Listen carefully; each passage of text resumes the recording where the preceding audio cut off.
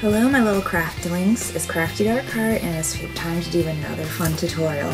Today I'm going to show you how to take your old, drab, boring heels and turn them into superhero shoes. As you can see, these are Flash themed. I found an old Flash comic book, I cut it up and I Mod Podged it to these heels and even painted the back with a little Flash emblem. And I'm going to show you how to do that. First off, you need a pair of old shoes. I found these at VOA for $2, so you can use an old pair of shoes or anything that you find that catches your fancy. What you're also going to need is a foam brush, Mod Podge, acrylic sealer, and a comic book. So I'm going to show you how to go from drab to fab in just a few seconds. So let's get started. First, you're going to cut up a few strips from your choice comic.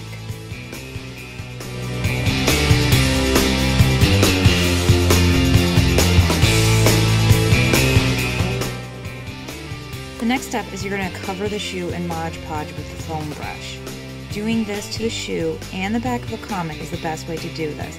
Then apply the strip of the comic to the shoe and Mod Podge over yet again. In some cases, less and more, but this case is not it. So apply as much Mod Podge as you feel comfortable with.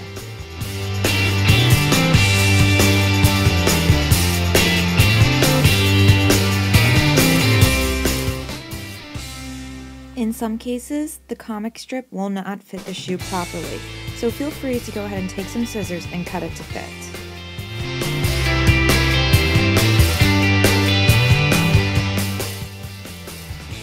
Sometimes you'll find little spots where the comics just don't fit and they're just annoying to try to cover up.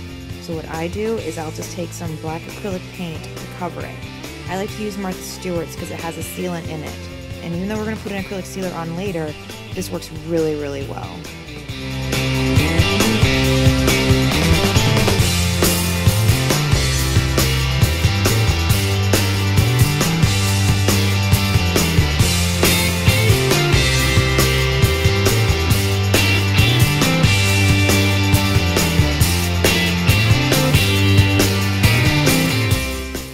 If you follow my instructions, you should have a finished product now. Let me show you what I have done with mine. Here's a side with Goldie, one of my favorite characters.